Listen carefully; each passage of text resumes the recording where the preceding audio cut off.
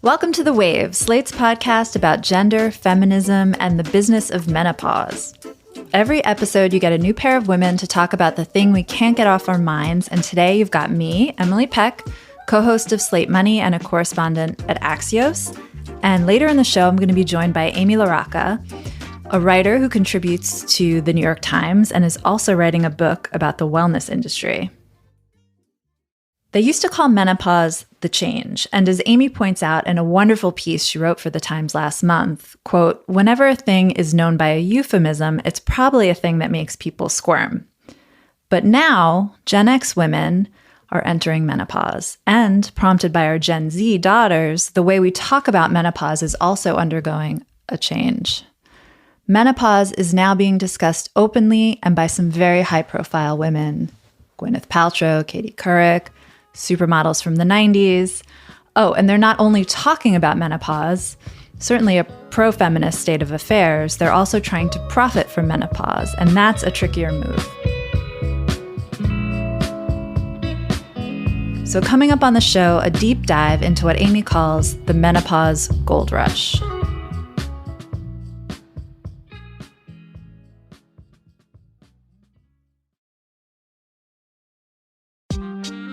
Have you ever thought, ugh, this water is too wet? Or this beach is too sandy? My name's Christine. And my name is Zandy. And we're the hosts of Beach Too Sandy, Water Too Wet, a podcast where we do dramatic readings of the most wild and off-the-wall reviews on the internet. We find the funniest, real reviews about everything from Vegas weddings, matchmaking services and Trader Joe's, to caves, toddler beds, and Spirit Halloween. You won't believe the things that people think absolutely must be said on the internet. How else would everyone know that some caves don't have Wi-Fi? We hear about the good, the bad, and that one time Spirit Halloween sent someone a dildo instead of a Halloween costume. And believe it or not, we got to the bottom of it. Join us every Wednesday wherever you listen to your podcasts. Beach Too Sandy, Water Too Wet is brought to you by the Forever Dog Podcast Network. Welcome back to The Waves. I'm here with Amy, who is a contributor to the New York Times and is working on a book about wellness. Hello. Hi. So I wanted Amy to just, before we get into the details here and the supermodels from the 90s talking about menopause, if you could just get into the basics. What is menopause? When does it start? When does it end? I'm nearing 50 myself. Every time I go to the doctor, I'm asking her, like, is it happening? When is it going to happen? Menopause is commonly divided into three phases. The first being perimenopause, which can go on, people say, from 5 to 15 years. So it's an enormous part of your life.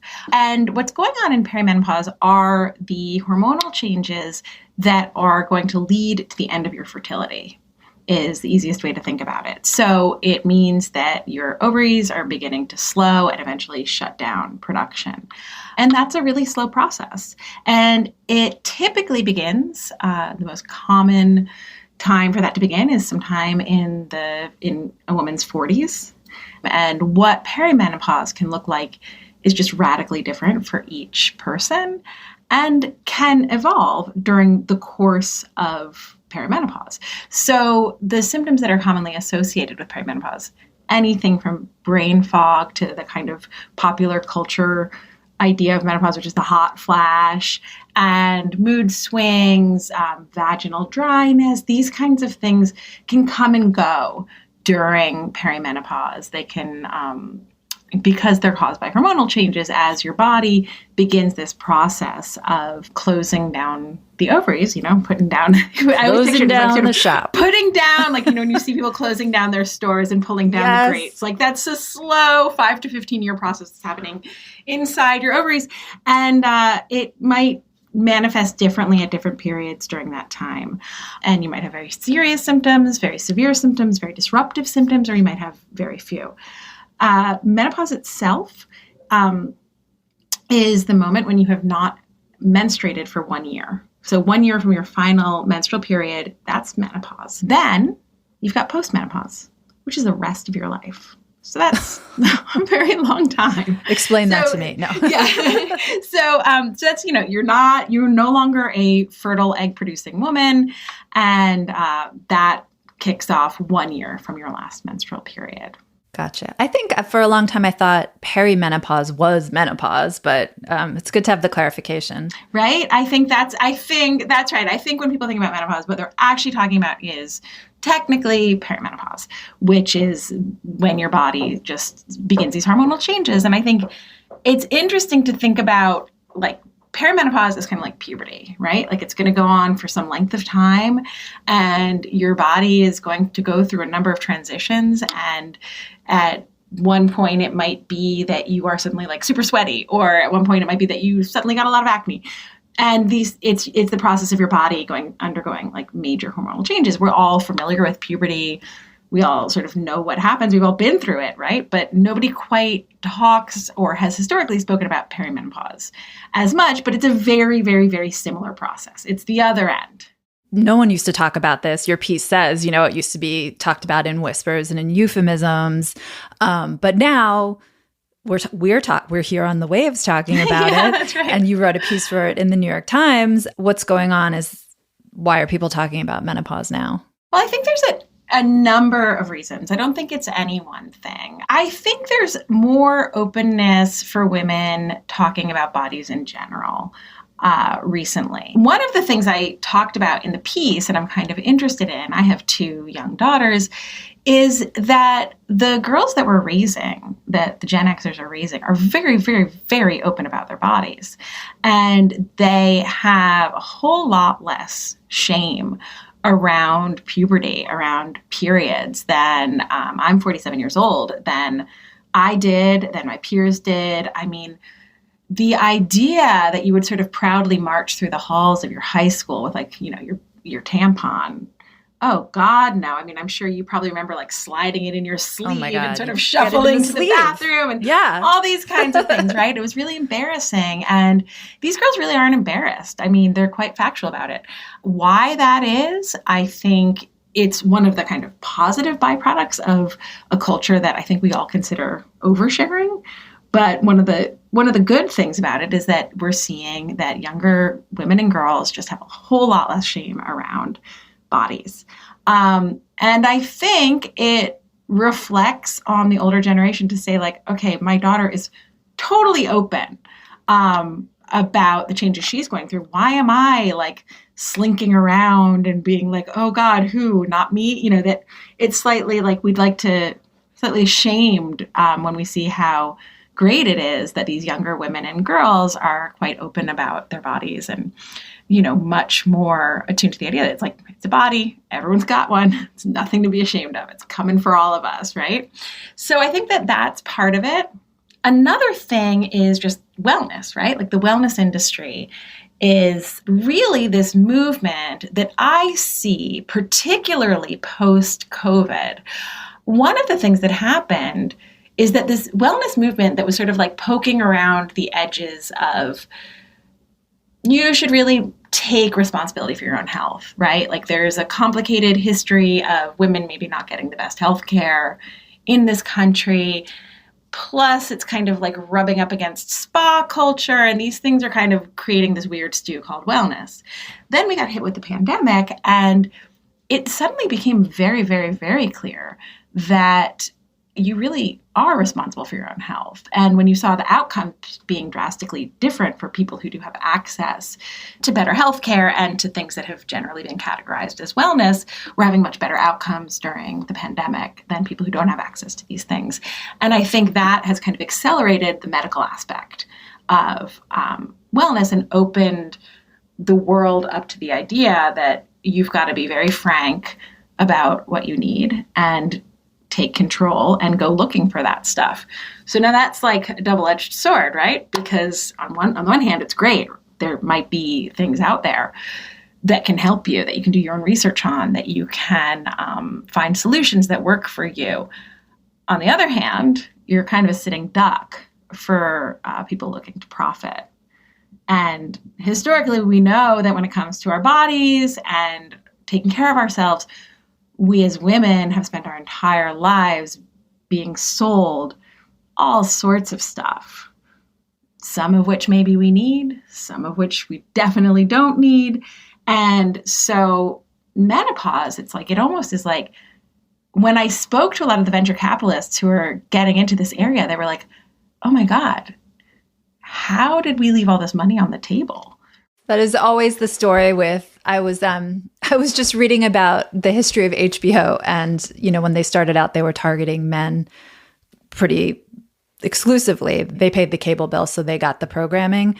And then slowly there was like a show here or there. I believe they did a documentary about abortion or something, and, you know, viewership went through the roof, and all the male executives at HBO went, oh, like we could make right. women, there's women women too. There's a business here too. And it's just like the same thing happens over and over where, you know, the business sector is like, oh, like there's all these older women. We could be getting their money too. Who knew? Yeah, they're like, oh, it's just like money that we're just not going after. We could be selling more crap to them. I mean, and I think like one of the things I think is I've really been interested in researching the menopause market is that it's rising parallel to kind of expanded sizing in fashion, right? So for years, you know, I was a fashion director at New York Magazine for a really long time. And I was always like, oh, maybe now is the time to do a story on like these brands that are launching with expanded sizing, but like fashionable clothing, right?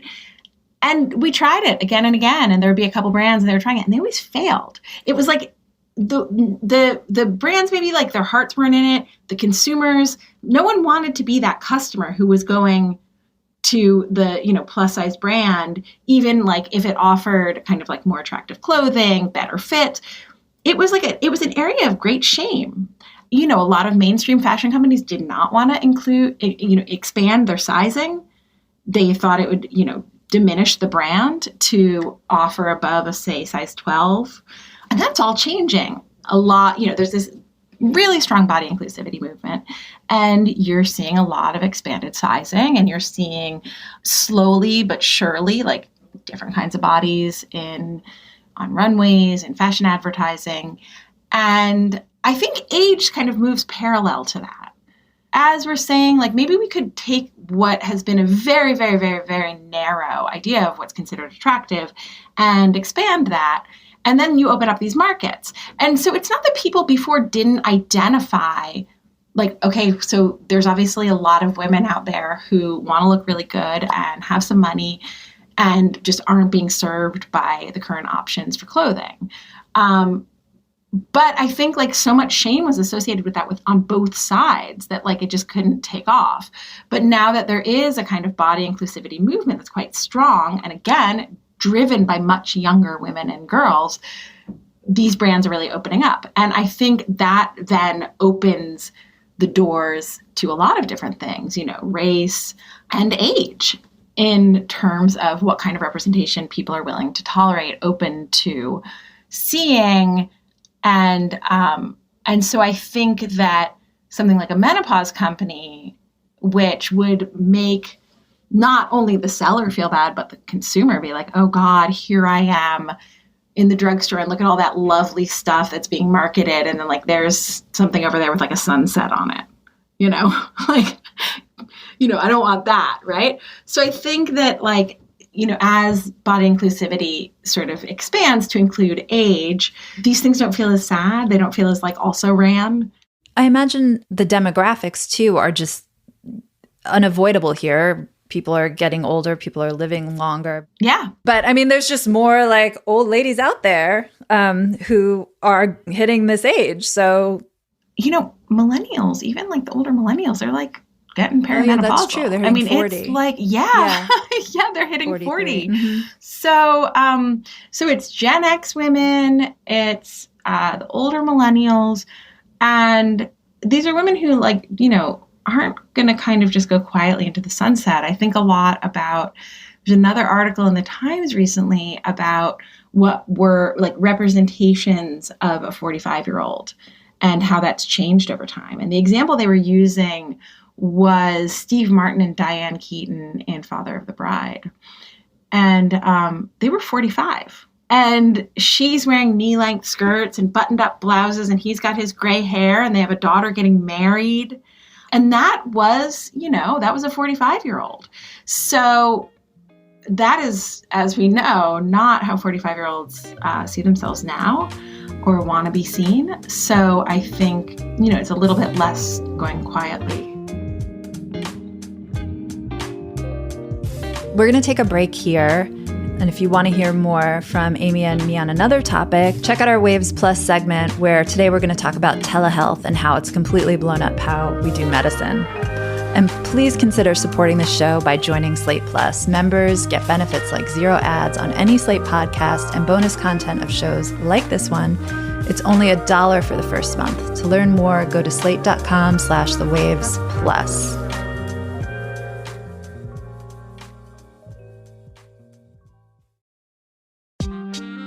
Have you ever thought, ugh, this water is too wet? Or this beach is too sandy? My name's Christine. And my name is Zandy. And we're the hosts of Beach Too Sandy, Water Too Wet, a podcast where we do dramatic readings of the most wild and off-the-wall reviews on the internet. We find the funniest real reviews about everything from Vegas weddings, matchmaking services and Trader Joe's, to caves, toddler beds, and Spirit Halloween. You won't believe the things that people think absolutely must be said on the internet. How else would everyone know that some caves don't have Wi-Fi? We hear about the good, the bad, and that one time Spirit Halloween sent someone a dildo instead of a Halloween costume. And believe it or not, we got to the bottom of it.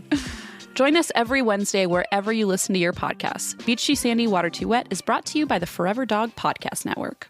Let's be honest. The folks who get the credit for a lot of innovation these days, they all kind of look alike. Don't you want to learn who really did the work? Well, that's exactly what we're going to do on They Did That. We'll introduce you to the little-known people who changed the world and pushed forward advancement in technology, science, fashion, and more. She was the first woman, Black woman, to graduate with a master's degree in chemistry from Hawaii College. Listen and follow They Did That wherever you get your podcasts. Hey, everybody, it's Tim Heidecker. You know me, Tim and Eric, Bridesmaids, and Fantastic Four. I'd like to personally invite you to listen to Office Hours Live with me and my co-hosts, DJ Doug Pound. Hello. And Vic Berger. Howdy. Every week we bring you laughs, fun, games, and lots of other surprises. It's live. We take your Zoom calls. Music. We love having fun. Excuse me?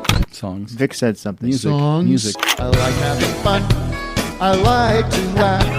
I like to meet people who can make me laugh. Please subscribe now. Amy, I don't think anyone would argue that getting rid of the shame around menopause is bad or destigmatizing this is bad, this very natural thing. But I feel like you've been hinting at this the whole time we've been talking. What are the downsides here of making a business out of menopause? And actually, before you start talking about that, maybe just give listeners a quick tutorial on what businesses we're even talking about. You've got your face creams, your body creams. In the case of menopause, they often include like a vaginal product or maybe a cooling spray. So there's a few additional products, but basically it's like a moisturizer, a body oil, targeted to women with aging skin. That's a language we all speak. Do we need Stripes by Naomi Watts moisturizer?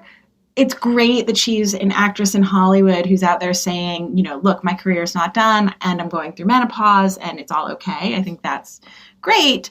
Obviously, you're going to pay a premium for these products. The question that remains, and a question that consumers always have to ask themselves, is what am I actually paying for? Am I paying for the product? Am I paying for the packaging? Am I paying for how good it feels to be personally targeted and seen? So I think, but that's a calculation that I think women, as consumers of the beauty industry, are pretty sophisticated about making at this point.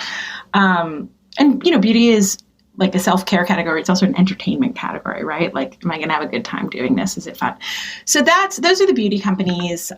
You've got shampoo for aging hair. You've got this molecule that brings more moisture, or collagen is a word you're going to hear a lot. So those are the beauty companies. I would just add that, even though these products really not revolutionary or anything different than what we've seen, I imagine the packaging and the marketing sort of are culturally significant. It matters to have this have people seeing this, not just That's right. women our age, but at every age, because it kind of further destigmatizes the phenomenon. That's right. And it's cool. Like it's not tragic, this stuff. Like no sunsets. It's not sad. No sunsets. No one's doing a sunset anymore. It's, beautifully branded. It's sophisticated. It's well designed. All of those things which are saying like, this isn't oil of, or, as my college roommate used to call it, oil of old lady. Aww. Like it's not, it's not oil of old lady. Yeah. So, so all of that I think is very culturally significant, that the idea that these products can look good and be appealing and look a lot like the products that are marketed to younger women, right? Like they're not sort of heralding you into the end of your life where things stop looking nice, like they're sort of saying like, yeah, okay, this moisturizer might work better. You probably don't have acne anymore, right? Like this might be a better choice for you. I wonder if this is just all turning into just another opportunity to like market beauty products to women and another way to sell us anti-aging products. For sure. 1,000,000%, right? I mean, I don't think these are products that are going to say like you've reached menopause and you're just great the way you are. I mean, that's not going to sell any face cream, right? You have to make people feel bad to sell them this stuff. That's right. You have to say like there's a way of doing this better, and there's a way of being better at this, and there's a way of looking better, and it's for sale, and we're going to sell it to you. And the one it's slightly comical, so it's like on Gwyneth Paltrow, she's got a menopause vitamin kit called Madame Ovary that you can subscribe to and get your Madame Ovary vitamins every 30 days. And it was her 50th birthday, and she posts this photograph of herself looking just absolutely incredible. I mean, she doesn't have, a dimple or a lump or a bulge anywhere, and she's leaping in this like teeny weeny bikini. And she writes this kind of ode to herself at 50. And she's saying, I accept the lines creeping across my face. I accept the parts of me that are sagging. I accept the sunspots. And you're like, you do not accept anything. Your entire business is based on fighting tooth and nail against it. I mean, she's a paid spokeswoman for a specific type of Botox. She markets. I mean, she had some sort of hilarious thing about the sun has left its like celestial fingerprints on her.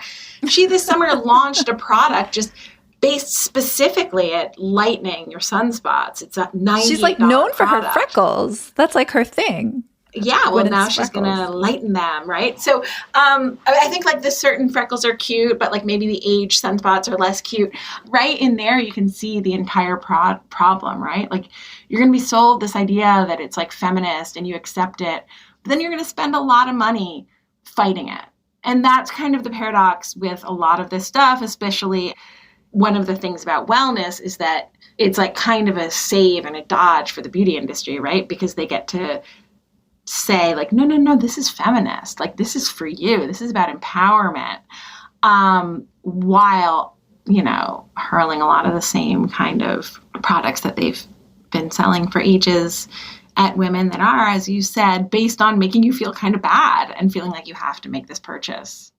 Also, like, I've been getting older, which we all are, so I'm not revealing anything shocking here. But like I'm edging towards 50 and I'm talking to my peers who, by the way, talk more about menopause than they did when I was 12 and wanted to talk about my period, and no one was talking about it at all. It's really different. The big thing about getting older as a woman turning 50 is like you become kind of invisible. Like I walk down the street now, no one really looks at me, which is more upsetting than I thought it would be, weirdly, but we can talk about that on another show. But the thing about getting older is like you're supposed to not care anymore. Like you're supposed to like turn invisible, but at least like it gives you like the freedom of being a crone or something. Like you can just like be yourself, do what you want, dress how you want. Like you can be like an old, I don't know, old bitch. Like you can just be yourself. Do you know what I mean? But if they're like packaging old womanhood now, it's like you don't get to do that. You have to like, I don't know, buy this stuff or look a certain way. For sure. I find like a lot of the kind of like problem of this like new version of, hashtag feminism has created actually like some really difficult like paradoxes for women, I think. Like, I remember like when I first had my kids and I was just like a mess. Like I was just working full time and had these babies at home and I felt physically like, pumping in the office and all of this stuff. And it's really hard, right? Like it doesn't feel good. And I didn't have some clearer idea. And it was like this idea that like, no, moms do it better. Like moms get it done better than anyone else. And like, you're making it happen, girl. And it was like, well, actually, like what I would really like and what would feel feminist to me in this moment would be someone saying, I see that this is very difficult. And you actually don't need to be a superwoman right now. Like, get through it, right? But no one says that, right? The feminist idea is like, no, like I always hire a working mom because working moms know how to get it done. And you're just like sitting there. I remember like sitting in meetings, like looking around at all these childless people and being like with their sort of clean hair and their typed up memos and just like my eyes burning and thinking like, what is feminist about having to pretend that none of this is happening? Right? But that was kind of the thing. And so I think like you can see a sort of similar thing happening with menopause, right? Like, well, I've got my HRT and I feel hot and sexy. And it's like, well, do I have to keep feeling hot and sexy? Like, exactly. Like, couldn't we sort of accept these very, very, very big changes without kind of like seeking to negate them all the time? Or, like I always think about like people saying like, well, I feel back to myself. Like the self is this kind of unchangeable thing that you're entitled to. And I'm always like, what is the self everyone's talking about? And the best I can tell, it's like you at 28, right? Like that is the essential self that you like. Got to get back somehow there. Everyone feels like super entitled to like get back to myself. And it's like, yourself is ideally like an evolving thing, right? And your menopausal self should be and will be different than the person you were when you were having children, the person you were when you were, going through all of these different phases of life. And, what's dangerous about all of it is like, it's wonderful, it's spectacular, and it's great when people can get relief from discomfort and from these really disruptive and upsetting and difficult symptoms, when people can get back to sleeping better,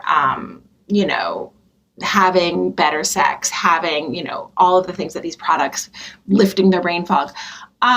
That's great. That's completely fantastic. But I don't know that the end goal needs to be, and then you can return to being this kind of version of a woman that has not actually experienced these changes and isn't in a new phase of life. It's probably goes back to some like deeper fear of aging and denial of aging. Yeah, and all of course. This. Yeah, mortality, of course. right? Mortality, of right? Course. Yeah. Also, I just want to give a shout out. I feel like we didn't talk about millennials that much, but I have this very strong memory of being at work back when I was at HuffPost and I worked with, it was all millennials and me basically.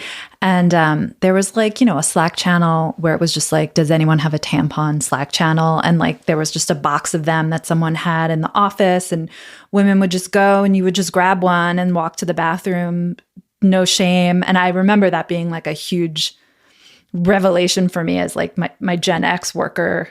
We didn't really do that. No.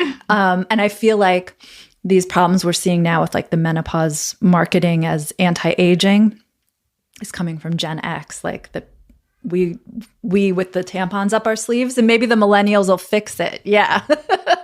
Maybe they'll fix it behind us. We have that so ingrained, right? I think that's a great way of thinking about it. And I think like you're right, as Gen Xers, we've also like ingrained a lot of the stuff that came before, which was like the only way to age was to fight it every step of the way. Fight it. Beat it, right? Defeat aging. And that like, maybe I think like the dream, the ideal version of all of this, right, is that like med schools start training their doctors in menopause care, right? Like your doctor is more equipped to help you like find solutions that make you feel a bit better. So you feel better as you go through your day. That money is put into the research for women's health, which historically, there's been a big difference between the amount of resources that are put towards, general health or specifically men's health. and women's health. And all of those things would be great. Like, all of that would just be fantastic. But, nothing exists in a vacuum, right? And so if you're going to get that, you're also going to get the beauty stuff, and you're also going to get, and I'm no like denier of the beauty industry. I love it. Like, it's a great time. Everybody wants it. And, why not? What I do believe in is kind of knowing what you're getting and not expecting miracles, and, infusing that all with like a little self-acceptance and, that the body is aging and you might not get back to that idea of a self, but there's a new self. It's great. Like, the self evolves. Well, Amy, thank you so much for coming on and teaching me about menopause. Oh, my pleasure. That's our show this week. The Waves is produced by Cheyna Roth. Daisy Rosario is a senior supervising producer of audio at Slate. Alicia Montgomery is vice president of audio. We'd love to hear from you. Email us at thewaves@slate.com. The Waves will be back next week. Different hosts, different topic, same time and place.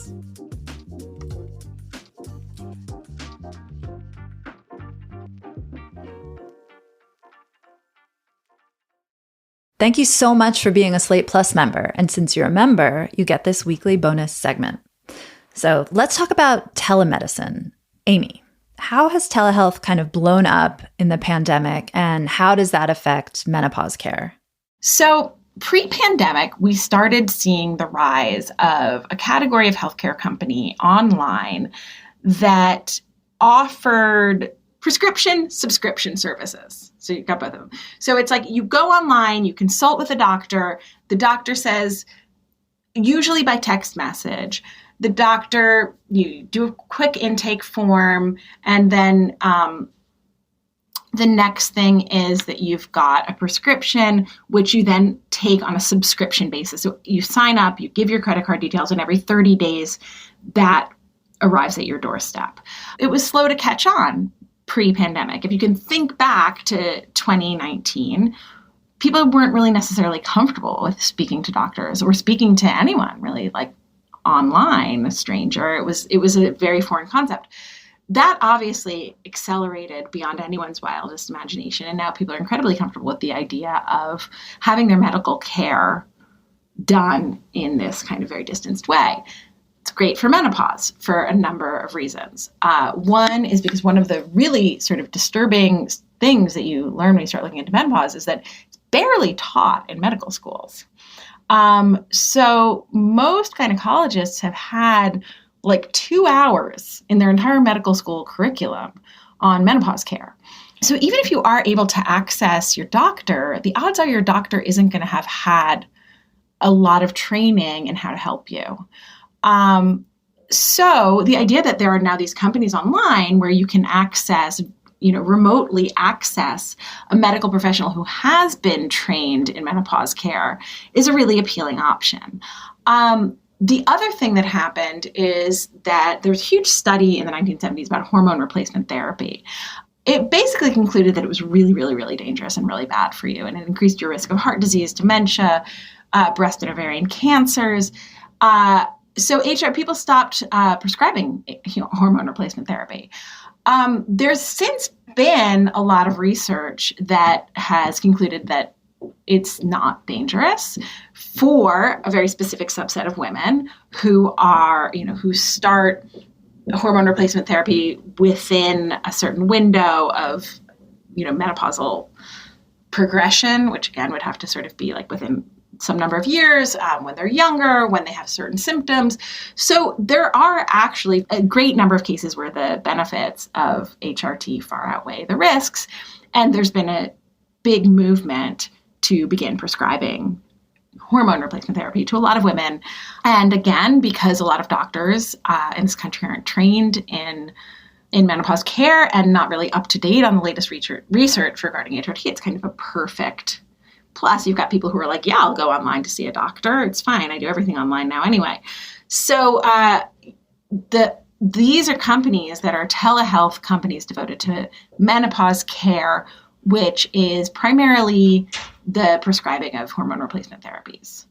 And that's huge. That was just some of our Slate Plus segment. If you want to hear the whole thing, go to slate.com/thewavesplus to become a Slate Plus member today.